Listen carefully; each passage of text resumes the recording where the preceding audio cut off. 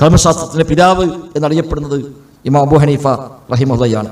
കാലം കൊണ്ട് 4 മദ്ഹബിന്റെ ഇമാമുമാരിൽ ഒന്നാമൻ ഇമാം അബൂ ഹനീഫയാണ്. ഹിജ്റ 80 അദ്ദേഹം ജനിച്ചു, 150 അദ്ദേഹം മരണപ്പെട്ടു. 70 വയസ്സ് വരെയാണ് ഇമാം അബൂ ഹനീഫ റഹിമഹുള്ള ജീവിച്ചത്. അപ്പൊ ജനിച്ചത് ഹിജ്റ 80 സ്വഹാബിമാർ മടിച്ചു തിന്നിട്ടില്ല. ആ കാലത്ത് സ്വഹാബിമാർ പലരും അന്ന് ജീവിച്ചിരിപ്പുണ്ട്. താബിഈങ്ങളാണ് അന്ന് മഹാഭൂരിപക്ഷവും ഉള്ളത്. താബിഈകളും അന്നുണ്ട്. ആ കാലത്താണ് ഇമാം അബൂ ഹനീഫ റഹിമഹുള്ള ജനിക്കുകയും വളരുകയും പഠിക്കുകയും എല്ലാം ചെയ്തത്. ആ ഒരു കാലഘട്ടത്തിലാണ്. ഇതിന്റെ ശരിയായ പേര് നുഅ്മാൻ ഇബ്നു സാബിത്ത് എന്നാണ്. വാപ്പാന്റെ പേര് സാബിത്ത്, അദ്ദേഹത്തിന്റെ പേര് നുഅ്മാൻ ഇബ്നു സാബിത്ത്. അബൂ ഹനീഫ എന്നത് അദ്ദേഹത്തിന്റെ ഒരു അപര നാമമാണ്. അബൂ ഹനീഫ നുഅ്മാൻ ഇബ്നു സാബിത്ത് അൽ കൂഫി എന്നാണ് ശരിയായ പേര്. ഇമാം അബൂ ഹനീഫ നുഅ്മാൻ ഇബ്നു സാബിത്ത് അൽ കൂഫി, അതാണ് ഇദ്ദേഹത്തിന്റെ ശരിയായ നാമം. പിതാവിന്റെ പേര് സാബിത്താണ്. കൂഫക്കാരനാണ്, കൂഫി എന്നറിയപ്പെടുന്നത്. ഇറാഖിലെ അന്നത്തെ ഏറ്റവും പ്രധാനപ്പെട്ട പട്ടണങ്ങളിൽ ഒന്നാണ് കൂഫ, ബസ്ര, ബഗ്ദാദ് എന്നിവയൊക്കെ അന്ന് ഇറാഖിലെ ഏറ്റവും തലയെടുപ്പുള്ള, എല്ലാ രംഗത്തും ജ്വലിച്ചു നിൽക്കുന്ന, ഇസ്ലാമിന്റെ കേന്ദ്രമായി വർത്തിക്കുന്ന, ഖിലാഫത്തിന്റെ ആസ്ഥാനമായി പിന്നീട് മാറിയതാണല്ലോ കൂഫ. ആ നിലക്ക് പ്രത്യേകമായ സവിശേഷതയുള്ള പട്ടണമാണ് കൂഫ.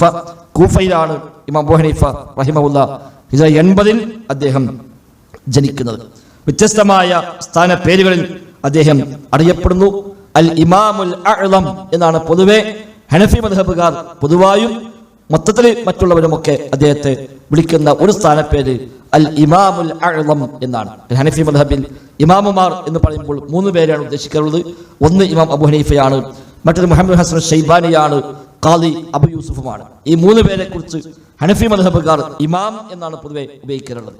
ഹനഫി ഫിഖ് ഗ്രന്ഥങ്ങളിൽ ഖാദൽ ഇമാം എന്ന് പറഞ്ഞാൽ ഈ 3 പേരെ ഉദ്ദേശിച്ചുകൊണ്ടാണ് അത്തരം പദപ്രയോഗങ്ങൾ നിർവഹിക്കാറുള്ളത്. അതിൽ അബൂ ഹനീഫ ഇമാമിനെ കുറിച്ചാണ് അൽ ഇമാമുൽ അഅ്ളം, ഏറ്റവും വലിയ ഇമാം എന്ന പേരിൽ അവർ പരിചയപ്പെടുത്തുന്നത് ഇമാം അബൂ ഹനീഫ റഹിമഹുള്ളയാണ്. നമ്മൾ പറഞ്ഞു, കാലം കൊണ്ട് ഒന്നാമനാണ്.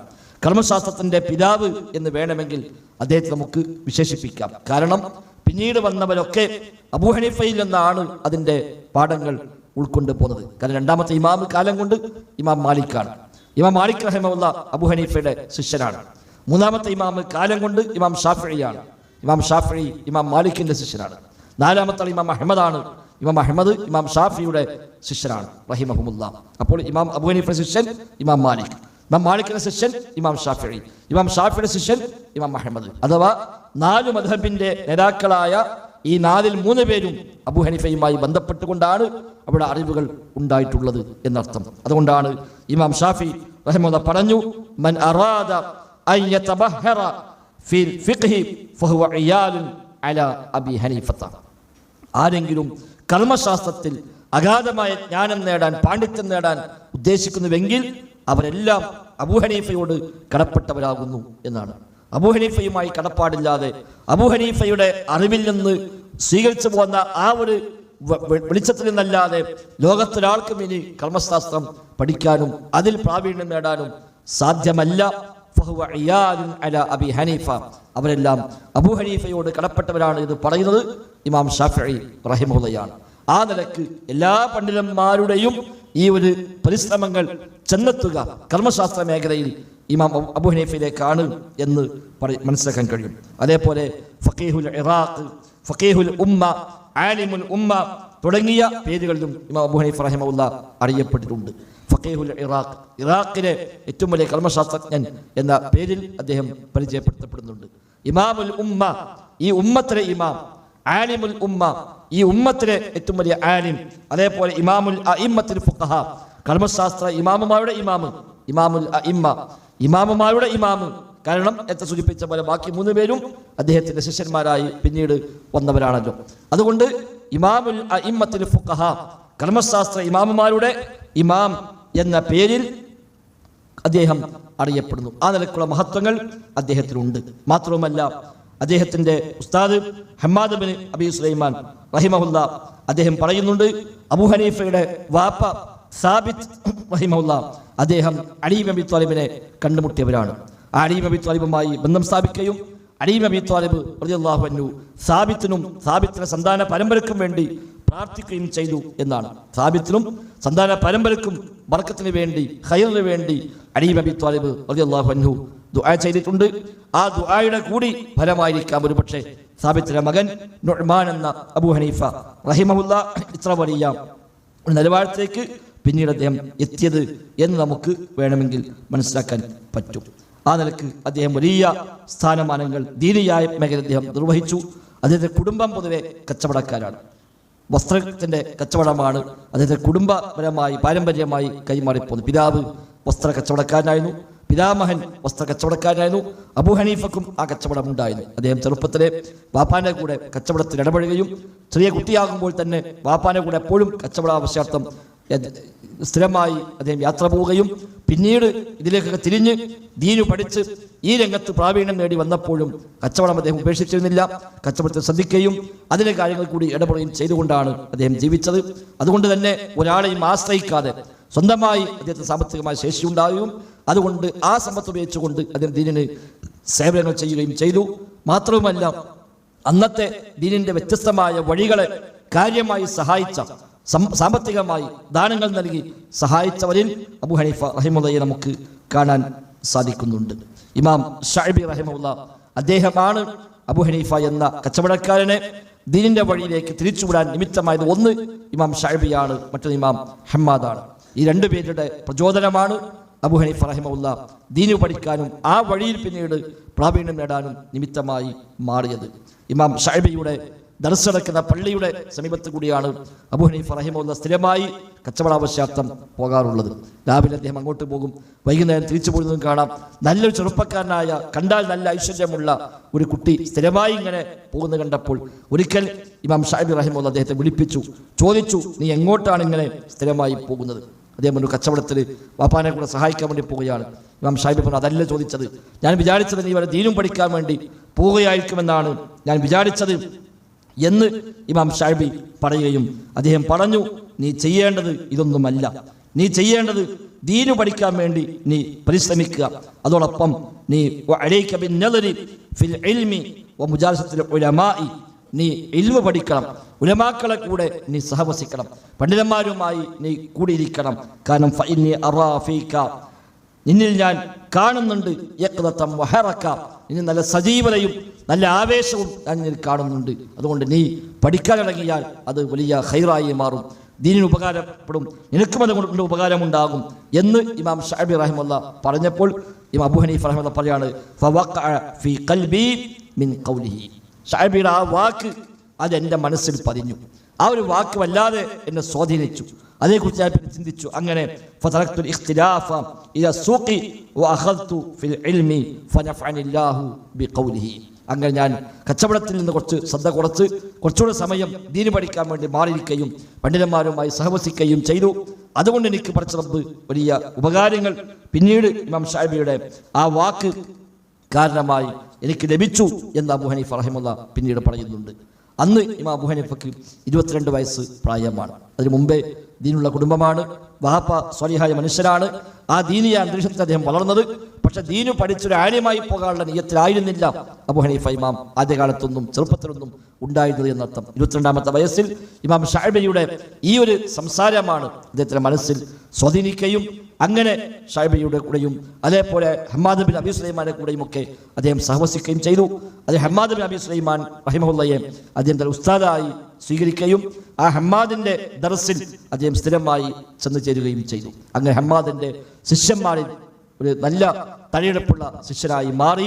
അവസാനം ഹമ്മാദ് ബിൻ അബീ സുലൈമാൻ മരിക്കുന്നത് വരെ അദ്ദേഹത്തിന്റെ ദർസിൽ അദ്ദേഹം വിദ്യാർത്ഥിയായി കൂടി. 22-ാമത്തെ വയസ്സിൽ വന്നു ചേർന്ന അബൂ ഹനീഫ നുഅ്മാൻ ബിൻ സാബിത്ത് റഹിമഹുല്ലാഹ് 18 കൊല്ലമാണ് അവിടെ പഠിച്ചത് എന്നാണ്, അല്ലെങ്കിൽ 20 കൊല്ലം. രണ്ട് രൂപത്തിൽ റിവായത്തുണ്ട്.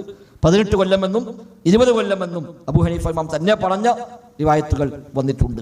ഏതായിരുന്നാലും 18 കൊല്ലം അല്ലെങ്കിൽ 20 കൊല്ലം ഹമ്മാദ് ബിൻ അബീ സുലൈമാന്റെ കൂടെ അദ്ദേഹത്തെ ശിഷ്യനായി ഇമാം അബൂ ഹനീഫ റഹിമഹുല്ലാഹ് കൂടുകയാണ് ചെയ്തത്.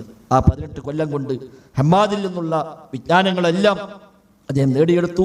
കർമ്മശാസ്ത്രത്തിൽ, ഹദീസിൽ, അഖീദയിൽ, ഭാഷയിൽ, കവിതയിൽ തുടങ്ങി എല്ലാ രംഗത്തും വലിയ പ്രാവീണ്യമുള്ള ആളായി അദ്ദേഹം പിന്നീട് മാറുകയാണ് ചെയ്തത്. ഒരു 35 വയസ്സായപ്പോൾ അബൂ ഹനീഫ ഇമാം പറയാൻ, എനിക്ക് ചെറിയ തോന്നലുണ്ടായി, ഇനി എനിക്ക് സ്വന്തമായി ഒരു ക്ലാസ്സൊക്കെ ആരംഭിച്ച് ഞാനങ്ങനെ ഒരു ഉസ്താദായി അത് മാറിയാലോ, ഇതിങ്ങനെ കുറേ കാലം ഇവിടെ നിൽക്കേണ്ട കാര്യമില്ലല്ലോ എന്ന് എനിക്കെൻ്റെ മനസ്സിൽ ചെറിയ തോന്നൽ എനിക്കുണ്ടായി എന്ന് അബൂ ഹനീഫ ഇമാം തന്നെ പറയുന്നുണ്ട്. അപ്പോൾ ഇനി ഉസ്താദിനെ കൂടെ അടക്കേണ്ടതില്ല, വേറെ ഏതെങ്കിലും പള്ളിയിൽ ഒരു ദർസൊക്കെ തുടങ്ങി കുറച്ചാളെ പഠിപ്പിച്ച് ഉസ്താദായി അവിടെ കൂടാമല്ലോ എന്ന ചിന്ത എൻ്റെ മനസ്സിൽ എനിക്ക് 35-ാമത്തെ വയസ്സിൽ എനിക്കുണ്ടായി. ഉസ്താദൊന്നും പറഞ്ഞിട്ടില്ല, അങ്ങനെ ഒരു മനസ്സിൽ തോന്നൽ ഏതെന്നാലും പോകണം, ഇനി ഇവിടുന്ന് ഒഴിവായി പോയി ഇവിടെയൊക്കെ പഠിപ്പിച്ച് ഒരു ഉസ്താദാകാൻ മാത്രമുള്ള ഇൽമൊക്കെ എനിക്ക് ആയിട്ടുണ്ട് എന്ന് തോന്നൽ എൻ്റെ മനസ്സിൽ വന്നു. ആ സമയത്താണ് ഉസ്താദ് ഹമ്മാദ് ബിൻ അബി സുലൈമാൻ റഹിമഹുള്ളയുടെ ഒരു ബന്ധു മരിക്കുകയും ആ ബന്ധുവിന് അവകാശങ്ങളില്ലാതായി മാറുകയും ആ ബന്ധുവിന് അല്പം അനന്തര സ്വത്ത് അവിടെ ബാക്കിയാവുകയും അതുമായി ബന്ധപ്പെട്ട വിഷയത്തിൽ ഉസ്താദിന് അങ്ങോട്ട് യാത്ര പോകേണ്ടി വരികയും ചെയ്തു. അങ്ങനെ ഉസ്താദ് ബസ്രയിലേക്ക് യാത്ര പോകുമ്പോൾ ഇദ്ദേഹത്തെ ഏൽപ്പിച്ചു, നിന്നെ പകരം ഏൽപ്പിക്കുന്നു, ഞാൻ വരുന്നവരെ ഇവിടുത്തെ കാര്യങ്ങളൊക്കെ നീ നോക്കണം എന്ന് പറഞ്ഞ് അബൂ ഹനീഫ എന്ന വിദ്യാർത്ഥിയെ, അന്നവിടെ സീനിയറായി നിൽക്കുന്ന 35 വയസ്സുള്ള വിദ്യാർത്ഥിയെ ഉത്തരവാദിത്തം ഏൽപ്പിച്ചുകൊണ്ടാണ് ഉസ്താദ് പോകുന്നത്.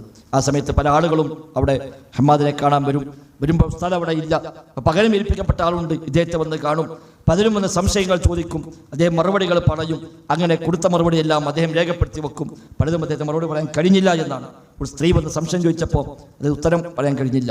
ആ സ്ത്രീ വ്യത്യസ്തമായ സംശയങ്ങൾ ചോദിച്ചു, അതൊന്നും അബൂ ഹനീഫക്ക് ഉത്തരം കിട്ടിയില്ല. അപ്പോൾ ആ സ്ത്രീ ദേഷ്യപ്പെട്ടതാണ്, നിങ്ങളൊക്കെ വലിയ ആര്യമായി ഇവിടെ ഇരിക്കുക, ചോദിച്ചിട്ടൊന്നും ഉത്തരം പറയാൻ കഴിയില്ല എന്ന് പറഞ്ഞ് ദേഷ്യപ്പെട്ട് സംസാരിച്ചുവെന്നും മൊത്തം അദ്ദേഹം 60 ചോദ്യങ്ങൾക്ക് മറുപടി കൊടുത്തു. ഉസ്താദ് വന്നപ്പോൾ ഈ കൊടുത്ത ചോദ്യം മറുപടിയൊക്കെ ഉസ്താദിനെ കാണിച്ചപ്പോൾ ഉസ്താദ് ഇതിൽ പലതും തെറ്റാണ് എന്ന് ഉസ്താദ് പറഞ്ഞെടുത്തു. ഈ കൊടുത്ത ഉത്തരങ്ങൾ പലതും തെറ്റിയിട്ടുണ്ട് എന്ന് പറഞ്ഞാൽ ആ തെറ്റൊക്കെ ഉസ്താദ് തിരുത്തി കൊടുത്തപ്പോൾ അബൂ ഹനീഫ പറയും, എനിക്ക് മനസ്സിലായി, ഞാൻ അങ്ങനെ ഒറ്റയ്ക്ക് പോകാൻ മാത്രമായിട്ടില്ല, എനിക്ക് പടച്ചറപ്പ് തന്ന ഒരു പണിഷ്മെന്റാണ്, ഇങ്ങനെ പോകാൻ തീരുമാനിച്ചപ്പോൾ അതിനായിട്ടില്ല എന്ന് എന്നെ ബോധ്യപ്പെടുത്താൻ റബ്ബ് ചെയ്തൊരു പണിയാണ് എന്ന് എനിക്ക് മനസ്സിലായി, ഞാൻ പോകണം, ഞാൻ തീരുമാനിച്ചു എന്നും അവിടെ തന്നെ കൂടണമെന്ന് ആഗ്രഹിക്കുകയും 5 കൊല്ലം കൂടി ഇവിടെ നിൽക്കുകയും 40-ാമത്തെ വയസ്സിൽ അബൂ ഹനീഫയുടെ 40-ാമത്തെ വയസ്സിൽ ഉസ്താദ് ഹമ്മാദ് റഹിമഹുല്ലാ വഫാത്താവുകയും ചെയ്തു. ഹമ്മാദ് മരിച്ചപ്പോൾ പിന്നെ അവിടുത്തെ പകരക്കാരനായി അദ്ദേഹത്തെ ഏൽപ്പിക്കുകയും ശേഷമുള്ള 30 കൊല്ലം ഹമ്മാദിന്റെ പിൻഗാമിയായി അദ്ദേഹം അവിടെ സേവനം ചെയ്യുകയും ചെയ്തു. അത്രയേറെ മഹത്വമുള്ളവരായിരുന്നു അബൂ ഹനീഫ ഇമാം റഹിമഹുല്ലാ എന്നർത്ഥം. മാത്രമല്ല കച്ചവടത്തിൽ വലിയ സൂക്ഷ്മത പാലിച്ചാളായിരുന്നു. ആളുകൾ പറയുമായിരുന്നു, അബൂബക്കർ സിദ്ദീഖിന്റെ മാതൃകയാണ് അബൂ ഹനീഫക്ക് എന്ന് വരെ അന്ന് ആളുകൾ പറയുമായിരുന്നുവെന്നാണ്. അത്രയേറെ സൂക്ഷ്മത, ഹറാമായ ഒരു രൂപ പോലും തന്റെ കച്ചവടത്തിൽ വരാൻ പാടില്ല എന്ന അദ്ദേഹത്തിന് വലിയ നിഷ്കർഷമായ കണിശമായ നിലപാടുണ്ടായിരുന്നുവെന്നാണ്. ആളുകൾ തങ്ങളുടെ വസ്തുക്കൾ ഇങ്ങോട്ട് വിൽക്കാൻ വേണ്ടി വരുമ്പോൾ അബൂ ഹനീഫ അടുത്ത് വന്ന് അവർ പറയും, ഇത്ര റുപ്യ എന്നാൽ ഞാൻ തരാം. അപ്പോൾ അബൂ ഹനീഫ അങ്ങോട്ട് പറയും, അത് അതിലേറെ പൈസ ഇട്ടുണ്ട്, അയാളെ മുതലിന് അയാൾ പറഞ്ഞ വിലയേക്കാൾ ഏറെ ആ പൈസക്കും തരണ്ട, അതിനേക്കാൾ ഏറെ വില കിട്ടുമെന്ന് പറഞ്ഞ് അബൂ ഹനീഫ ഇമാം റഹിമഹുല്ലാ ഒറിജിനൽ വില കൊടുക്കുമ്പോൾ അത്രയേറെ സൂക്ഷ്മത അദ്ദേഹം പാലിക്കുമെന്നാണ്. ഒരു സ്ത്രീ അവരുടെ ഒരു ഉൽപ്പന്നവുമായി വന്നു അബൂ ഹനീഫയുടെ അടുത്തെത്തി. അബൂ ഹനീഫ എന്താ വില? അവർ പറഞ്ഞു 100 ദിർഹം തന്നാൽ ഞാൻ തരാം. അബൂ ഹനീഫ പറഞ്ഞു 100 ഒന്നല്ല, അതിലേറെയൊക്കെ കിട്ടുന്നതിന് പൈസ 100 കൊടുക്കണ്ട എന്ന് പറഞ്ഞപ്പോൾ എത്ര വേണ്ടി പറഞ്ഞു? അപ്പോൾ ആ സ്ത്രീ നബിന് 200 എന്നുള്ളത്. അപ്പോൾ അബൂ ഹനീഫ 200 ഒന്നല്ല, അതിലേറെ കിട്ടുന്നത്. അപ്പോൾ ആ സ്ത്രീ നബിന് 300 ഉണ്ടോ? അപ്പോഴേ തന്നെ 300 അല്ല, അതിലേറെ വിലട്ട സാധനമാണിത്. എന്നാൽ പിന്നെ ഒരാളെ വിളിച്ചുകൊണ്ടിട്ട് വില പറയിപ്പിക്കാറ്. എന്നെ വേറെ ആളെ വിളിച്ചുകൊണ്ടിട്ട് വില പറയിപ്പിച്ചപ്പോൾ അയാൾ 500 പറഞ്ഞു. എന്നാൽ ശരി, ആ 500 അബൂ ഹനീഫ അത് വാങ്ങിയതാണ്. അത്രയേറെ സൂക്ഷ്മത. ഒരാളുടെ അറിവില്ലായ്മ കൊണ്ട് അയാളുടെ സമ്പത്ത് അന്യായമായി എന്നിലേക്ക് വരേണ്ടതില്ല, ന്യായമല്ലാത്ത രൂപത്തിലേക്ക് വേണ്ട എന്ന അത്ര വലിയ ശ്രദ്ധ, സൂക്ഷ്മത അദ്ദേഹത്തിനുണ്ടായിരുന്നു. അദ്ദേഹത്തിൻ്റെ ചരക്കുകൾ വിൽക്കാൻ കൊണ്ടുപോകുന്ന അദ്ദേഹത്തിൻ്റെ സ്റ്റാഫിനോട് അദ്ദേഹം ഒരിക്കൽ കുറേ വസ്ത്രങ്ങൾ ഒന്നിച്ച് വിൽക്കാൻ കൊണ്ടുപോയപ്പോൾ അദ്ദേഹം പറഞ്ഞതിൽ ഒരു വസ്ത്രത്തിന് ചെറിയൊരു കേടിനിട്ടോ വിൽക്കുമ്പോൾ അത് പ്രത്യേകം പറയണം, വാങ്ങുന്ന ആളിനെ പ്രത്യേകം പറയണം, ഇതിന് തകരാറുണ്ടെന്ന് പറയണം, പറഞ്ഞിട്ട് അത് തൃപ്തിയുള്ളവൻ വാങ്ങിയാൽ മതി. അദ്ദേഹം കൊണ്ടുപോയൊക്കെ വിറ്റു. പക്ഷേ എല്ലാം വിറ്റ കൂട്ടത്തിൽ സന്ദർഭവശാൽ ഇത് വിറ്റപ്പോൾ അദ്ദേഹം പറയാൻ മറന്നുപോയി. തിരിച്ചു വന്നപ്പോൾ അദ്ദേഹം അബൂ ഹനീഫ പറഞ്ഞു, ഞാനത് പറയാൻ വിട്ടുപോയി, മറന്നു. ആ വസ്ത്രം ആരാ വാങ്ങിയത് വെച്ചു, അതെനിക്കറിയില്ല. എല്ലാ വസ്ത്രം വിറ്റ കൂട്ടത്തിൽ ഇതും വിറ്റുപോയി, ആര് വാങ്ങിയെന്നറിയില്ല. ഞാൻ അയാളെ പോയി കണ്ട് അയാളത് പറഞ്ഞു ബോധ്യപ്പെടുത്തി അതിന് വേണ്ട നഷ്ടപരിഹാരം കൊടുക്കാനാണ് അബൂ ഹനീഫ ഉദ്ദേശിച്ചത്. പക്ഷെ വാങ്ങിയ ആളെ അറിയില്ല. അതുകൊണ്ട് അബൂ ഹനീഫ റഹിമഹുല്ലാ അതിനെ വില സ്വതക്ക ചെയ്തതാണ്. അത് വേണ്ട, ആ പൈസ എനിക്ക് വേണ്ട. അങ്ങനെ ഒരാളെ ഈ അഴിവ് മറച്ചു വെച്ചുകൊണ്ട് വിറ്റിട്ട് കിട്ടിയ പണം അതെനിക്ക് വേണ്ട എന്ന് പറഞ്ഞ് അദ്ദേഹം അത് സ്വതക്ക ചെയ്തു എന്നാണ്. അതേപോലെ വലിയ ലാഭം അദ്ദേഹത്തിന് കച്ചവടത്തിൽ ലഭിക്കുമായിരുന്നു. ആ ലാഭങ്ങളൊക്കെ അദ്ദേഹം മിക്കവാറും സ്വതക്ക ചെയ്യാനാണ് ഉപയോഗിക്കാറുള്ളത്. വലിയ വലിയ ലാഭങ്ങൾ കിട്ടിയാൽ അദ്ദേഹം വന്ന് ആ പണത്തിന് വസ്ത്രവും അതേപോലെ ഭക്ഷണപദാർത്ഥങ്ങളെല്ലാം വാങ്ങിക്കൊണ്ട് അവിടെയുള്ള പണ്ഡിതന്മാർ മതവിദ്യാർത്ഥികൾ അവിടുത്തെല്ലാം വന്നുകൊണ്ട് ഇതൊക്കെ നിങ്ങൾക്കുള്ള നിങ്ങൾ ഉപയോഗിച്ചു കൊള്ളുക എന്ന് പറയുകയും ബാക്കിയുള്ള പണം അവർക്ക് നൽകിയിട്ട് നിങ്ങൾക്ക് എന്താണ് ആവശ്യം അത് വാങ്ങിക്കൊള്ളൂ, ഇത് എൻ്റെ സ്വത്തല്ല, ഇത് പടച്ച റബ്ബ് തന്നതാണ്, റബ്ബ് എനിക്ക് അധികമായി തന്നതാണ്, അതുകൊണ്ട് നിങ്ങൾ ലാ തഹ്മദു ഇല്ലല്ലാഹ്, പടച്ചോനെ സ്തുതിച്ചാൽ മതി, എന്നെ പറ്റി മതമൊന്നും പറയണ്ട, ഇത് എൻ്റെ സമ്പത്തല്ല, പടച്ച റബ്ബ് എനിക്ക് അധികമായി തന്നതാകുന്നു എന്ന് പറഞ്ഞുകൊണ്ട് അദ്ദേഹം അതെല്ലാം സദഖ ചെയ്യുമായിരുന്നു എന്ന് അദ്ദേഹത്തിന്റെ ചരിത്രത്തിൽ കാണാൻ സാധിക്കും. അത്രയേറെ സൂക്ഷ്മത പാലിച്ച ആളായിരുന്നു അബൂ ഹനീഫ ഇമാം റഹിമഹുല്ലാഹ്. ധാരാളമായ ഇബാദത്ത്, ധാരാളമായ ഖുർആൻ പാരായണം അദ്ദേഹത്തിന് സ്ഥിരം പതിവായിരുന്നുവെന്നാണ്. രാത്രി നിസ്കാരങ്ങളിൽ മിക്കവാറും അദ്ദേഹം വിശുദ്ധ ഖുർആൻ പൂർണ്ണമായും പാരായണം ചെയ്യാറുണ്ട് എന്ന് ശിഷ്യന്മാരൊക്കെ അദ്ദേഹത്തെക്കുറിച്ച് രേഖപ്പെടുത്തി കാണുന്നു. ശിഷ്യന്മാർ പറയുന്നു, പള്ളിയിൽ ചെന്നപ്പോൾ ഒരാളവിടെ രാത്രി ആരുമില്ലാത്ത സമയത്ത് പള്ളിയിൽ ഒരാൾ ഉറക്കെ ഖുർആൻ ഓതി സുന്ദരമായി ഓതിക്കൊണ്ട് നിസ്കരിക്കുന്നത് കണ്ടു. ആ ഓത്തും ആശ്രയിച്ചുകൊണ്ട് ഞാൻ അവിടെ ബേക്കറി ഇരുന്നു. ഇദ്ദേഹം അങ്ങനെ ഓതുകയാണ്. ഓതി ഓതി ഓതി വിശുദ്ധ ഖുർആനിൻ്റെ 7:1 ഓതിയപ്പോൾ ഞാൻ വിചാരിച്ചു ഇത് അവസാനിപ്പിക്കുമായിരിക്കും. പിന്നെയും ഓതി ഖുർആൻ്റെ 3:1 പകുതിയിലേക്കെത്തി. അവസാനം ഖുർആൻ കംപ്ലീറ്റ് അദ്ദേഹം ഓതി നിസ്കാരം കഴിഞ്ഞ് പിരിഞ്ഞു നോക്കുമ്പോൾ ആരാ നോക്കുമ്പോൾ അബൂ ഹനീഫയാണ് എന്നാണ്. അത്രയേറെ ഇബാദത്ത് വിശുദ്ധ ഖുർആൻ്റെ പാരായണത്തിലൊക്കെ ശ്രദ്ധിച്ച ആളായിരുന്നു ഇമാം അബൂ ഹനീഫ റഹിമഹുല്ലാഹ്. അദ്ദേഹം എല്ലാ ദിവസവും അദ്ദേഹത്തെ അദ്ദേഹം വ്യത്യസ്തമായ രൂപത്തിൽ അദ്ദേഹം ഷെഡ്യൂൾ ചെയ്യുമായിരുന്നു. സുബഹിക്ക് ശേഷം ളുഹ സമയം വരെ അദ്ദേഹം പള്ളിയിൽ തന്നെ കൂടി ആളുകൾക്ക് ക്ലാസ് എടുക്കും. ദീൻ പഠിപ്പിച്ചു കൊടുക്കുന്ന വിദ്യാർത്ഥികൾക്ക് പഠിപ്പിക്കുന്ന രീതിയായിരുന്നു സുബഹി മുതൽ ളുഹ വരെ അദ്ദേഹം സ്വീകരിച്ചത്.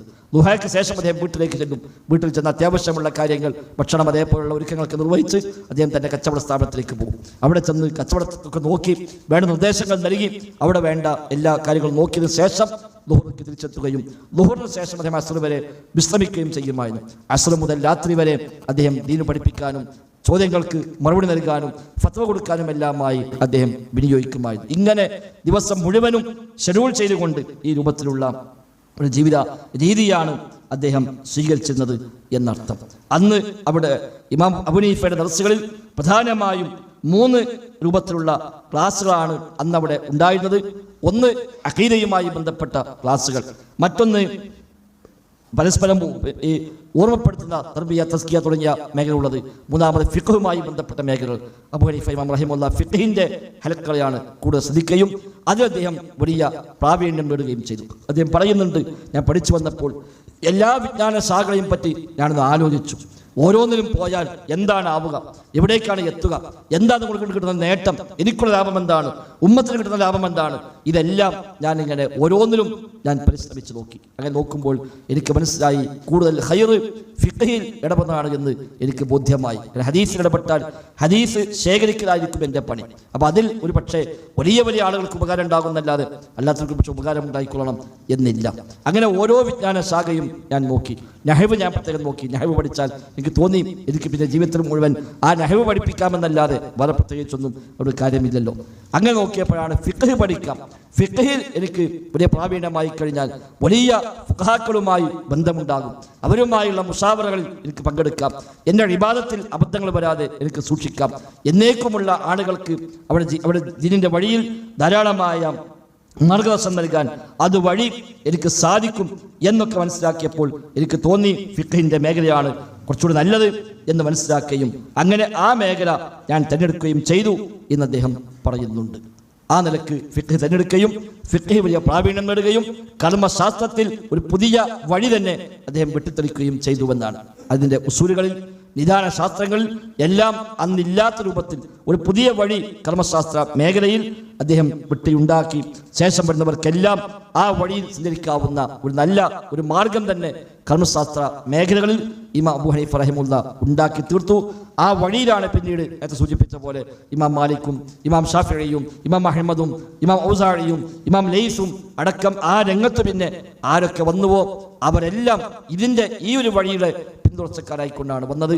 അതിൽ ചില മാറ്റങ്ങൾ വരുത്തി എഡിറ്റ് ചെയ്ത് അതിൽ വേണ്ട കൂട്ടിച്ചേർക്കൽ നടത്തി അതിൽ അബദ്ധമുണ്ടെങ്കിൽ അത് തിരുത്തി അങ്ങനെയൊക്കെയാണ് പിന്നീട് വന്ന ഫുഖഹാക്കളെല്ലാം ഈ വഴിയിലൂടെ സഞ്ചരിച്ചിട്ടുള്ളത്. അപ്പം അവർക്കെല്ലാം വഴി വെട്ടിത്തെളിച്ചു കൊടുത്ത കർമ്മശാസ്ത്രത്തിൽ ഒരു പുതിയ മാർഗം ഉണ്ടാക്കി കൊടുത്ത ആള് ഇമാം അബൂ ഹനീഫ റഹിമഹുല്ലാഹയായിരുന്നു എന്നർത്ഥം. ഭരണാധികാരികളുമായി ബന്ധപ്പെട്ട വിഷയത്തിൽ അദ്ദേഹം ഏറെ പരീക്ഷിക്കപ്പെട്ട വ്യക്തിയായിരുന്നു. അന്നത്തെ ഭരണകർത്താക്കളുടെ ചില തെറ്റായ നയനിലപാടുകളോട് അദ്ദേഹം എതിർക്കുകയും വിമർശിക്കുകയും ചെയ്തു എന്നതിൻ്റെ പേരിൽ അദ്ദേഹം അന്ന് ശക്തമായി പീഡിപ്പിക്കപ്പെട്ടു. പല തവണ അദ്ദേഹം അറസ്റ്റ് ചെയ്യപ്പെട്ട് ജയിലിൽ പോകേണ്ടി വന്നു. ചാട്ടവാറ് കൊണ്ട് ശക്തമായ അടിക്കദ്ദേഹം വിധേയമായി അടിച്ചടിച്ച് അദ്ദേഹം മരിച്ചുവെന്ന് വിചാരിക്കുന്ന തരത്തിൽ വരെ അദ്ദേഹത്തെ ജയിലിലിട്ട് പീഡിപ്പിച്ച അനുഭവങ്ങൾ പോലും ഉണ്ടായിട്ടുണ്ട്. പലതും അദ്ദേഹത്തിന് ചില സ്ഥാനങ്ങൾ ഓഫർ ചെയ്യപ്പെട്ടപ്പോൾ സ്വീകരിക്കാത്ത ഉണ്ടായിരുന്നു. കാലിൽ ഖുദാത്ത്, അവിടുത്തെ കാലിമാരുടെ കൂട്ടത്തിലെ ഏറ്റവും വലിയ കാലി, ഗ്രാൻഡ് കാലിയായി, രാജ്യത്തിലെ ഔദ്യോഗിക കാലിയായി, ഗ്രാൻഡ് മുഫ്തിയായി ഒക്കെ അദ്ദേഹത്തെ അവരോധിക്കാൻ ഭരണകർത്താക്കൾ തീരുമാനിച്ചപ്പോൾ അദ്ദേഹം ഏറ്റെടുത്തില്ല. അതിൻ്റെ പേരിൽ പലപ്പോഴും അദ്ദേഹം പീഡിപ്പിക്കപ്പെട്ടത്. കാരണം അദ്ദേഹത്തിന് അറിയാം, അത് ഏറ്റെടുത്താൽ അവർക്കിഷ്ടമുള്ള പലതിനും കൂടെ നിൽക്കേണ്ടി വരും, അവർ വിചാരിക്കുന്ന പലതിനും ഒപ്പുവെച്ച് കൊടുക്കേണ്ടി വരും.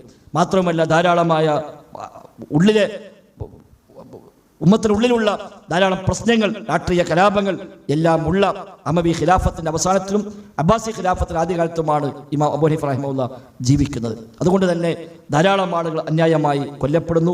പലർക്കുമെതിരെ കോടതികൾ വധശിക്ഷ നടപ്പാക്കുന്നു. അത് പലതും അന്യായമായിരുന്നുവെന്ന് അബൂ ഹനീഫക്കറിയാം. അവിടെയൊക്കെ ഒരു മേലൊപ്പ് വെച്ച് കൊടുത്ത് അതിനെല്ലാം അംഗീകാരം കൊടുക്കേണ്ട സ്ഥാനമാണ് അന്ന് ഖാദി ഖുദാത്ത് എന്നത്. അപ്പോൾ അബൂ ഹനീഫയുടെ ഒരു മേലൊപ്പുണ്ടായിക്കഴിഞ്ഞാൽ അത് അംഗീകാരം കിട്ടുമെന്ന് ഭരണാധികാരിക്കും അറിയാം. അതുകൊണ്ട് കൂടിയാണ് അദ്ദേഹത്തെ ഖാദി ഖുദാത്തായി, രാജ്യത്തെ ഏറ്റവും വലിയ ജഡ്ജിയായി, ഇന്നത്തെ ഭാഷയിൽ പറഞ്ഞാൽ സുപ്രീം കോടതി ജഡ്ജിയെ പോലുള്ള ഒരു സ്ഥാനം ഓഫർ ചെയ്യപ്പെട്ടപ്പോൾ അബൂ ഹനീഫ റഹിമഹുല്ലാഹ് ഇല്ല, എനിക്കത് ഏൽക്കാൻ കഴിയില്ല. വലിയ വലിയ ഓഫറുകൾ നൽകി അദ്ദേഹം ഇല്ല, അത് ഏറ്റെടുക്കയില്ല. അവസാനം അതിൻ്റെ പേരിൽ വരെ അദ്ദേഹം അറസ്റ്റ് ചെയ്യപ്പെട്ടു, ചാട്ടവാറ കൊണ്ട് അടിക്കപ്പെട്ടു. ശക്തമായി അടിച്ച് അദ്ദേഹം ബോധരഹിതരായി വീണ് അവസാനം അടിക്കുന്ന ആൾ അദ്ദേഹത്തിന് വിഷമം തോന്നിയിട്ട് ഭരണാധികാരിയോട് പറഞ്ഞു അബൂ ഹനീഫ മരിച്ചിരിക്കുന്നു എന്ന് വരെ പോയി പറഞ്ഞതൊക്കെ നമുക്ക് കാണാൻ കഴിയും. പിന്നീടും അദ്ദേഹത്തിന് വീണ്ടും അദ്ദേഹത്തെ അവസരം കൊടുക്കുകയും ഒന്നുകൂടെ ചിന്തിക്കുവാനും മാറ്റിപ്പറയുവാനും അവസരം കൊടുത്തപ്പോഴും അദ്ദേഹം മാറാതെ ക്ഷണിച്ചു നിൽക്കുകയും ചെയ്തുവെന്ന് ചരിത്രത്തിൽ കാണാം. 2 ഘട്ടത്തിൽ ജീവിതത്തിൽ ഏറ്റവും അധികം അബൂ ഹനീഫ ഇമാം റഹിമഹുല്ലാഹ് പീഡിപ്പിക്കപ്പെട്ടത് 2 ഘട്ടത്തിലാണ്. ഒന്ന് അമവി ഖിലാഫത്തിലും മറ്റൊരു അബ്ബാസി ഖിലാഫത്തിലുമാണ് അദ്ദേഹം അത്രയേറെ പീഡിപ്പിക്കപ്പെട്ടത്. അദ്ദേഹം അമവി ഖിലാഫത്തിൽ ആ പീഡനങ്ങൾ സഹിക്കവയ്യാതെ ഒരുപാട് കഷ്ടപ്പെട്ട് അവസാനം ജയിലിൽ കിടന്ന് അവിടുന്ന് ഒരുപാട് പീഡനങ്ങൾ ഏറ്റുവാങ്ങി ജയിലിൽ നിന്ന് മോചിതനായ ശേഷം അദ്ദേഹം പിന്നെ മക്കയിലേക്ക് പോവുകയും കുറച്ചു കാലം മക്കയിൽ അദ്ദേഹം കഴിച്ചു കൂട്ടുകയും ചെയ്തു. മക്കയിൽ അന്നത്തെ ഹറമിൽ ഉള്ള പണ്ഡിതന്മാരുമായി ഇടപഴകി. അവിടെ സുഹൈബത്തിന്റെ ശിഷ്യന്മാർ അവിടെയുണ്ട്. വിശിഷ്യ ഇബ്നു അബ്ബാസ് റളിയല്ലാഹു അൻഹുവിന്റെ ശിഷ്യന്മാർ, ഇമാം മുജാഹിദിനെ പോലെയുള്ള, ഇമാം ഖതാദയെ പോലെയുള്ള പ്രഗത്ഭരായ പണ്ഡിതന്മാരെല്ലാം അവിടെയുണ്ട്. ഇബ്നു അബ്ബാസ് മക്കയിലാണല്ലോ ജീവിച്ചത്. ആ ഇബ്നു അബ്ബാസിന്റെ ശിഷ്യന്മാരാണ് അവിടെ കാര്യമായി ദീൻ കൈകാര്യം ചെയ്ത മഹാപണ്ഡിതന്മാർ. അവരുമായി ഇടപഴകി, അവരോടൊപ്പം ജീവിച്ച് അവരിൽ നിന്നെല്ലാം ഇൽമ പഠിച്ചു. തൻ്റെ ഇൽമ അവരുമായി ചർച്ച ചെയ്യും, അവരെ മക്കളോട് ഇങ്ങോട്ടും സ്വീകരിക്കും. അങ്ങനെ അവർക്കിടയിൽ കുറച്ചു കാലം അദ്ദേഹം ഹറമിൽ കൂടുകയും പിന്നീട് കൂഫയിൽ ഭരണമൊക്കെ മാറി അബ്ബാസി ഖിലാഫത്ത് വന്നു, അമവി ഖിലാഫത്ത് അവസാനിച്ചു എന്നൊക്കെ മനസ്സിലായപ്പോൾ അദ്ദേഹം ഖലീഫ മൻസൂറിൻ്റെ കാലം വന്നപ്പോൾ അദ്ദേഹം പിന്നീട് തിരിച്ച് കൂഫയിലേക്ക് പോവുകയും അവിടെ കുറച്ചു കാലം ഒരു നല്ല ആദരിക്കപ്പെട്ട അവസ്ഥ അദ്ദേഹം കഴിച്ചു കൂട്ടാൻ സാഹചര്യം ഉണ്ടാവുകയും ചെയ്തു. പക്ഷെ പിന്നീടും ഈ പറഞ്ഞ പോലെ ഖലീഫയുടെ ഇംഗിതത്തിനനുസരിച്ച് നിൽക്കാൻ തയ്യാറായില്ല എന്ന കാരണത്താൽ അവിടെയും അദ്ദേഹത്തിന് പീഡനങ്ങൾ ഏറ്റുവാങ്ങേണ്ടി വന്നു. അറസ്റ്റ് ചെയ്യപ്പെട്ടു. അദ്ദേഹം ജയിലിൽ വെച്ചാണ് മരിച്ചത് എന്ന് വരെ റിപ്പോർട്ടുകളുണ്ട്. 2 റിപ്പോർട്ടുകൾ കാണാം. ഒന്ന്, അദ്ദേഹം ജയിലിൽ വെച്ചാണ് മരിച്ചത്. ജയിലിൽ കിടക്കുകയും അദ്ദേഹം ജയിലിൽ കിടന്ന് ധാരാളമായി നിസ്കരിക്കുകയും സുജൂദിൽ കിടന്നുകൊണ്ടാണ് അബൂ ഹനീഫ ഇമാം റഹിമഹുല്ലാഹ് വഫാത്തായത് എന്നാണ് പ്രബലമായ അഭിപ്രായം. ഹിജ്റ 150 അദ്ദേഹം റജബ് മാസത്തിൽ ആ ജയിലിൽ കിടന്നുകൊണ്ട് സുജൂദ് ചെയ്ത് ആ സുജൂദിൽ കിടന്നുകൊണ്ടാണ് അബൂ ഹനീഫ ഇമാം റഹിമഹുല്ലാഹ് വഫാത്തായത് എന്നൊരു അഭിപ്രായം. അതല്ല, അവസാന ഘട്ടങ്ങൾ, അവസാന ദിവസങ്ങൾ അദ്ദേഹത്തെ ജയിലിൽ നിന്ന് അവസാനമായപ്പോൾ അദ്ദേഹത്തെ മോചിപ്പിക്കുകയും വീട്ടിലേക്ക് മടങ്ങുകയും ആ വീട്ടിൽ വെച്ച് അദ്ദേഹം മരിക്കുകയും ചെയ്തത് എന്നും അദ്ദേഹത്തെക്കുറിച്ചുള്ള അഭിപ്രായങ്ങൾ കാണാൻ കഴിയുന്നു. ഏതാണെങ്കിലും ഇബാദത്തിൽ മുഴുകി പടച്ചറബിലേക്കുള്ള സാമീപ്യം വർദ്ധിപ്പിക്കാൻ പരിശ്രമിച്ചുകൊണ്ടുള്ള ആ ഘട്ടത്തിലാണ് അബൂ ഹനീഫ ഇമാം റഹിമഹുല്ലാഹ് വഫാത്തായത് എന്നർത്ഥം. പറയാം, അദ്ദേഹം ഗ്രന്ഥങ്ങളായി അധികമൊന്നും എഴുതിയിട്ടില്ല. ഒന്ന്, അബൂ ഹനീഫ ഇമാമിന്റെ കാലഘട്ടത്തിൽ ഗ്രന്ഥരചന എന്നത് അത്ര വ്യാപകമായിട്ടില്ല. അന്ന് അധികം ഈ ശഫവിയായി വാചികമായി പഠിപ്പിക്കലാണ് അന്നുള്ളത്. അവർ ദർസ് നടത്തുന്നു, ശിഷ്യന്മാർ അത് പഠിക്കുന്നു, ധാരാളം ആളുകൾ ദർസിൽ വന്ന് പങ്കുചേരുന്നു, സംശയങ്ങൾ ചോദിക്കുന്നു, പറഞ്ഞു കൊടുക്കുന്നു. അതാണ് അന്നത്തെ ശൈലി. അന്ന് ഗ്രന്ഥരചനയുണ്ട്, പക്ഷെ അത്ര വ്യാപകമായി വന്നിട്ടില്ല. പലതും ക്ലാസ് എടുക്കുമ്പോൾ ശിഷ്യന്മാർ രേഖപ്പെടുത്തി വെക്കും. അതാണ് പിന്നെ അവിടെ കിതാബായി പലതും വന്നത്. അന്നത്തെ പണ്ഡിതന്മാർ നേരെ കിതാബ് എഴുതൽ കുറവാണ്. ഒന്നുകിൽ ശിഷ്യന്മാർക്ക് പറഞ്ഞു കൊടുക്കുന്നു, അവരെ എഴുതി വെക്കുന്നു. അല്ലെങ്കിൽ ക്ലാസ് എടുക്കുന്നു, ആ ക്ലാസ് ശിഷ്യന്മാരങ്ങനെ രേഖപ്പെടുത്തി പോകുന്നു. ഇതൊക്കെ അന്നത്തെ ശൈലികൾ. അതുകൊണ്ട് വലിയ ബൃഹത്തായ ഗ്രന്ഥങ്ങൾ അബൂ ഹനീഫ ഇമാം റഹിമഹുല്ലാ രചിച്ചിട്ടില്ല. അദ്ദേഹം അഖീദയിൽ എഴുതിയ കിതാബാണ് അൽ ഫിഖ്ഹുൽ അക്ബർ എന്നറിയപ്പെടുന്ന ഗ്രന്ഥം. ചെറിയൊരു ഗ്രന്ഥമാണ്, പക്ഷേ അഖീദയുമായി ബന്ധപ്പെട്ട് അദ്ദേഹത്തിന്റെ നിലപാടുകൾ വ്യക്തമാക്കിക്കൊണ്ടും അന്നുള്ള ഖദരികൾക്കും മുഅ്തസിലികൾക്കും എല്ലാം മറുപടി പറഞ്ഞുകൊണ്ടും അദ്ദേഹം എഴുതിയ വിശ്വാസവുമായി ബന്ധപ്പെട്ട ഗ്രന്ഥമാണ് അൽ ഫിഖ്ഹുൽ അക്ബർ എന്നറിയപ്പെടുന്ന അദ്ദേഹത്തിന്റെ ഗ്രന്ഥം. അതേപോലെ വ്യത്യസ്തമായ മേഖലയിൽ ചെറിയ ചെറിയ ഗ്രന്ഥങ്ങൾ അദ്ദേഹത്തിനുണ്ട്. എന്നാൽ പിൽക്കാലക്കാർക്കുണ്ടായതുപോലെ ബൃഹത്തായ വലിയ വാള്യങ്ങളുള്ള ആയിരക്കണക്കായ ഹദീസുകളുള്ള അത്തരം ശേഖരങ്ങൾ അദ്ദേഹം നിർവഹിച്ചിട്ടില്ല. കർമ്മശാസ്ത്രമാണ് അദ്ദേഹത്തിന്റെ സേവന മേഖല. അതുകൊണ്ട് തന്നെ അധികവും ചോദ്യങ്ങൾ വരുന്നു, ആ ചോദ്യങ്ങൾക്ക് മറുപടി പറയുന്നു, ഫത്വകളായി നൽകുന്നു. ഇതാണ് അബൂ ഹനീഫ ഇമാം റഹിമഹുല്ലാ കൂടുതൽ ഊന്നിയ കാര്യങ്ങൾ. അതുകൊണ്ട് അദ്ദേഹത്തിന്റെ കർമ്മശാസ്ത്രമാണ് പിന്നീട് ഹനഫി ഫിഖ് എന്ന പേരിൽ പ്രചരിക്കപ്പെട്ടത്. അദ്ദേഹം ഉണ്ടാക്കിയ ചില നിദാന ശാസ്ത്രങ്ങൾ പ്രമാണങ്ങളിൽ നിന്ന്, ഖുർആനിൽ നിന്ന്, ഹദീസിൽ നിന്നൊക്കെ എങ്ങനെ കർമ്മശാസ്ത്ര മസലകൾക്ക് വിധി കണ്ടെത്താം എന്നതിനുള്ള അദ്ദേഹം ആവിഷ്കരിച്ചുണ്ടാക്കിയ ചില അടിസ്ഥാന തത്വങ്ങളുണ്ട്. അതാണ് ഹനഫി ഫിഖ് എന്ന പേരിൽ പിന്നീട് അറിയപ്പെടുന്നത്.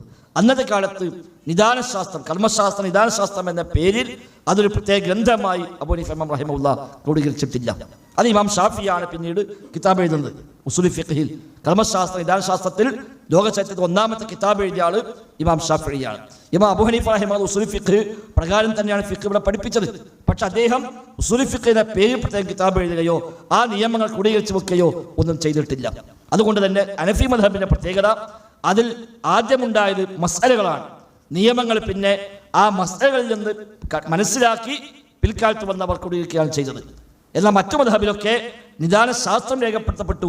ആ നിദാനശാസ്ത്രം അടിസ്ഥാനമാക്കി മസ്അലകളെ മനസ്സിലാക്കിയാണ് ഷാഫി മദ്ഹബിലും മലിക്കി മദ്ഹബിലും അതേപോലെ ഹംബലി മദ്ഹബിലും എല്ലാം ഉള്ളത്. ഉസൂലിൽ നിന്ന് ഫുറൂഉകൾ, അടിസ്ഥാന തത്വങ്ങളിൽ നിന്ന് ശാഖപരമായ വിഷയങ്ങൾക്കുള്ള തെളിവുകൾ കണ്ടെത്തുകയാണ് മറ്റു മദ്ഹബുകാർ ചെയ്തത്. ഹനഫി മദ്ഹബിൽ തിരിച്ചാണ്, മസലകളാണ് എല്ലാം പറയപ്പെട്ടു പോയത്. വന്ന ചോദ്യങ്ങൾക്കെല്ലാം കൊടുത്ത മറുപടികൾ അദ്ദേഹം പറഞ്ഞ. ഹനഫി മദ്ഹബും മറ്റു മദ്ഹബും വ്യത്യാസപ്പെടുന്ന പ്രധാനപ്പെട്ട ഏരിയ, മറ്റു മദ്ഹബുകളിൽ ഉസൂലുകളും ഫുറൂഉകളും ഒന്നിച്ചുണ്ടായി. ആദ്യകാലത്ത് തന്നെ കർമ്മശാസ്ത്ര വിധാനശാസ്ത്രങ്ങൾ ക്രോഡീകരിക്കപ്പെട്ടു. അന്ന് തന്നെ അവർ ഫത്വയും നൽകി. ഇത് രണ്ടും ഒരേ സമയം വളർന്നു വന്നു. അതാണ് മറ്റു മദ്ഹബുകളുടെ സവിശേഷത. ഹനഫി മദ്ഹബിൽ കർമ്മശാസ്ത്രം നിദാനശാസ്ത്രം എന്നത് ആദ്യകാലത്ത് ക്രോഡീകരിക്കപ്പെട്ടില്ല, ഒരു പ്രത്യേകമായി ഗ്രന്ഥം എഴുതപ്പെട്ടില്ല. എന്നാൽ അബൂ ഹനീഫ ഇമാം റഹിമഹുല്ലാ അദ്ദേഹത്തിന്റെ അസ്ലുകളിൽ നിന്നുകൊണ്ടാണ് എല്ലാ ചോദ്യങ്ങൾക്കും ഫത്വ നൽകിയത്. പിന്നീട് വന്നവർ അബൂ ഹനീഫ ഇമാമിന്റെ ഫത്വകൾ അത് ക്രോഡീകരിക്കുകയും ആ ഫത്വകളിൽ നിന്ന് അസ്ലുകളെ കണ്ടെത്തുകയും ചെയ്തു. തഖ്രീജുൽ ഫുറൂഇ അലൽ ഉസൂൽ എന്നും തഖ്രീജുൽ ഉസൂലി അലൽ ഫുറൂഇ എന്നും രണ്ട് രീതി കർമ്മശാസ്ത്രത്തിലുണ്ട്. ഒന്ന് അസ്ലിൽ നിന്ന് ഫർഅകളെ കണ്ടെത്തുക, മറ്റൊന്ന് ഫർഇൽ നിന്ന് അസ്ലുകളെ കണ്ടെത്തുക. ഷാഫി മദ്ഹബ് ഹംബലി മദ്ഹബ് ഒക്കെ അസ്ലിൽ നിന്ന് ഫർഅ കണ്ടെത്തലാണ്.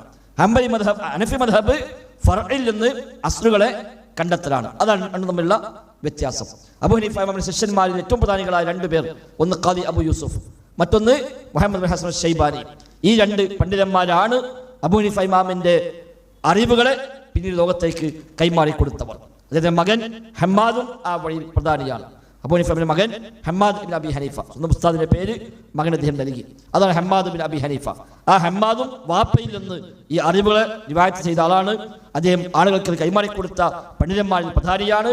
ഈ ഖാദി അബൂ യൂസുഫിലൂടെ അതേപോലെ അസ്ർ ഷൈബാനിലൂടെ ആണ് അബൂ ഹനീഫ ഇമാമിന്റെ മദ്ഹബും അബൂ ഹനീഫ ഇമാമിന്റെ അറിവുകളും പിന്നീട് വന്ന തലമുറകൾക്ക് കൈമാറി കിട്ടിയത്. അതുകൊണ്ട് നേരത്തെ പറഞ്ഞത് അവർ ഹനഫി മദ്ഹബിൽ ഇമാമുമാർ എന്നറിയപ്പെടുന്നു. ഇമാം അബൂ ഹനീഫയുടെ കൂടെ തന്നെ ഇമാമുമാരായി ഇവർ രണ്ടുപേരും ഗണിക്കപ്പെടുന്നു.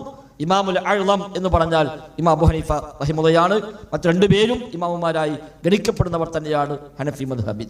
അവരാണ് പിന്നീട് ഹനഫി മദ്ഹബിന് ഒരു ഉടുമ്പാവും നൽകി അതിനെ ആ രൂപത്തിൽ ഒരു സമ്പൂർണ്ണമായ മദ്ഹബാക്കി അതിന് വേണ്ട ആവശ്യമായ ക്രമീകരണങ്ങൾ വരുത്തി അതിനെ ഉമ്മത്തിന് കൈമാറിക്കൊടുത്തവർ ഖാദി അബൂ യൂസുഫും അതേപോലെ മുഹമ്മദ് ബിൻ ഹസൻ ഷൈബാനി റഹിമഹുള്ളയുമാകുന്നു. ഇനി മറ്റൊരു കാര്യം, അബൂ ഹനീഫ ഇമാം റഹിമഹുള്ള മറ്റ് ഇമാമാരെ പോലെ തന്നെ വിശുദ്ധ ഖുർആനെയും തിരുസുന്നത്തിനെയും സ്വീകരിക്കുന്ന വിഷയത്തിൽ വലിയ കണിശത പാലിക്കുന്ന ആളായിരുന്നു. അന്ധമായ അനുകരണം, തഖ്ലീദിനെ എതിർത്തവരിൽ മുൻപന്തിയിലാണ് ഇമാം അബൂ ഹനീഫ റഹിമഹുള്ളയുള്ളത്. എത്രത്തോളം വെച്ച് അദ്ദേഹം പറയുമായിരുന്നു, ഹറാമുൻ അലാ മൻ ലം യരിഫ് ദലീലി അൻ യുഫ്തിയ ബികലാമി. എന്റെ കലാമെടുത്ത് ഫത്വ നൽകണമെങ്കിൽ ഞാനത് പറയാൻ എന്താ തെളിവ് എന്ന് അറിയാത്ത ഒരാൾക്ക് പാടില്ല എന്നാണ്. അബൂ ഹനീഫ പറഞ്ഞു എന്ന് പറഞ്ഞിട്ട് ഒരു വിഷയത്തിൽ ഫത്വ കൊടുക്കണമെങ്കിൽ, അബൂ ഹനീഫ ഇങ്ങനെ പറഞ്ഞിരിക്കുന്നു എന്ന് പറയണമെങ്കിൽ അബൂ ഹനീഫക്ക് അത് പറയാൻ തെളിവെന്താണ് എന്നുകൂടി അയാൾ അറിയണം. അത് അറിയാത്ത ഒരാളാണെങ്കിൽ എന്റെ കലാമെടുത്ത് ഫത്വ നൽകൽ ഹറാമാണ് എന്ന് പഠിപ്പിച്ചതാണ് ഇമാം അബൂ ഹനീഫ റഹിമഹുല്ലാഹ്. അത്രയേറെ സൂക്ഷ്മത ആ രംഗത്ത് അദ്ദേഹം പാലിച്ചിരുന്നു. അദ്ദേഹം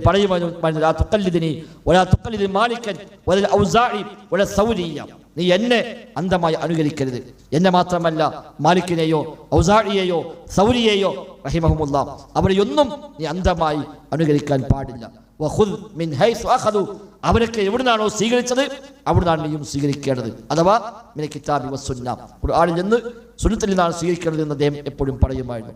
അബൂ ഹനീഫ ഇമാം റഹിമഹുല്ലാഹ് നൽകുന്ന ഫത്വകളെല്ലാം ഖാദി അബൂ യൂസുഫ് രേഖപ്പെടുത്താറുണ്ട്. എഴുതി വെക്കുമ്പോൾ അബൂ ഹനീഫ ഇമാം റഹിമഹുല്ലാഹ് പറയുമായിരുന്നു, വൈലക്, നിനക്ക് നാശം, ലാ തക്തുബ് അന്നി കുല്ലമാ തസ്മഅ ഔ കുല്ലമാ അഖുൽ, ഞാൻ പറയുന്ന എല്ലാം നീ എഴുതി വെക്കരുത്. കാരണം ഞാനൊരു മനുഷ്യനാണ്. ഇന്നൊരു അഭിപ്രായം പറയും, നാളൊരു പക്ഷേ എനിക്കത് മാറ്റി പറയേണ്ടി വരും. നാളൊരു അഭിപ്രായം പറയും, പിന്നെ അതൊരു പക്ഷേ മാറ്റി പറയേണ്ടി വരും. അതുകൊണ്ട് ഞാൻ പറയുന്ന എല്ലാ കാര്യങ്ങളും നീ എഴുതി വെക്കരുത് എന്ന് അദ്ദേഹം ശിഷ്യനോട് പ്രത്യേകമായി നിർദ്ദേശമായി നൽകിയത് പോലും കാണാൻ കഴിയും.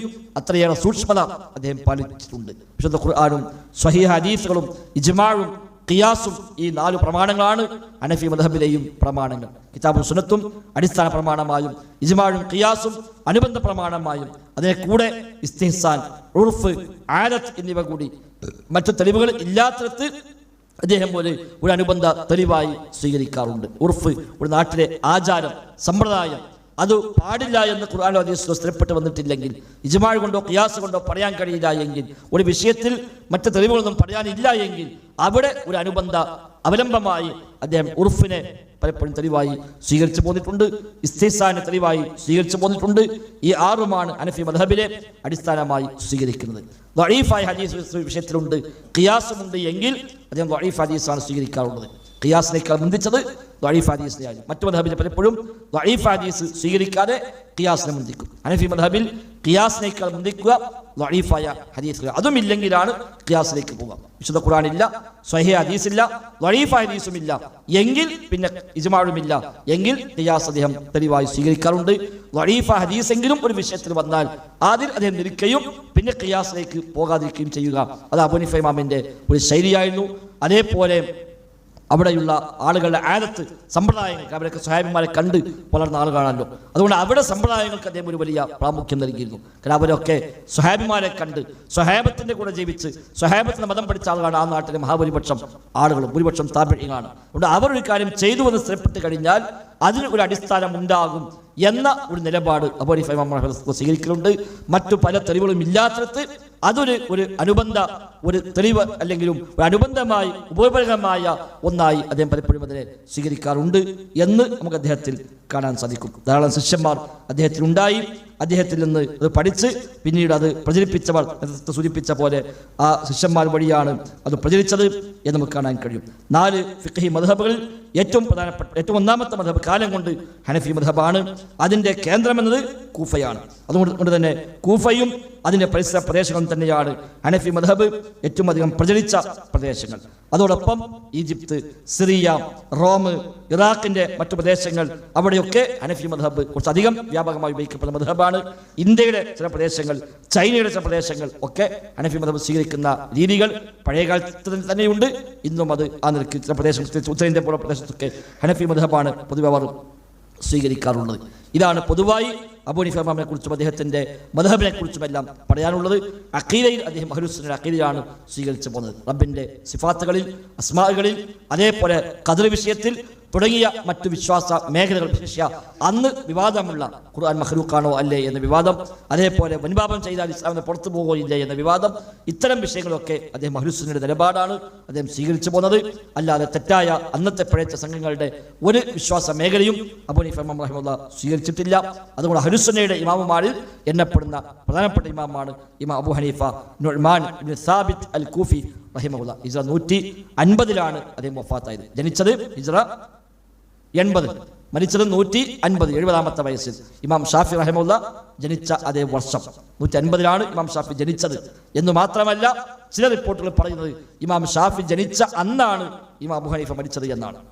അബൂ ഹനീഫ മരിച്ച അതേ ദിവസത്തിലാണ് ഇമാം ഷാഫി റഹ്മത്തുള്ളാഹി ജനിച്ചത്. അതുകൊണ്ട് ചില പണ്ഡിതന്മാർ ആലങ്കാരികമായി പറയാറുണ്ട്, ഒരു നക്ഷത്രം അസ്തമിച്ചപ്പോൾ മറ്റു നക്ഷത്രം ഉദിച്ചു എന്ന് പറയാറുണ്ട്. അബൂ ഹനീഫ ഇമാം എന്ന നക്ഷത്രം അസ്തമിക്കുന്നു, അതേ ദിവസം തന്നെ ഇമാം ഷാഫിഈ എന്ന ഒരു നക്ഷത്രം അപ്പുറത്ത് വസയിൽ അദ്ദേഹം ജനിക്കുന്നു. കൂഫയിലാണ് അബൂ ഹനീഫ, മരിച്ചത് ബഗ്ദാദിലാണ്. ഇമാം ഷാഫി ജനിച്ചത് വസയിലുമാണ് എന്ന് മാത്രം. പക്ഷേ ഒരേ ദിവസമാണ് എന്ന് പോലും പറയപ്പെടുന്നുണ്ട്. ഏതാണെങ്കിലും 150 അബൂ ഹനീഫയുടെ മരണം, അതേ 150 ഇമാം ഷാഫിയുടെ ജനനം എന്ന് കൂടി നമ്മളതിനെ കൂടെ മനസ്സിലാക്കുക. ഹാദാ വല്ലാഹു അഅലം. ബാറക്കല്ലാഹു ഫീനാ ജമീഅ. അസ്സലാമു അലൈക്കും വറഹ്മത്തുള്ളാഹി വബറകാതുഹു.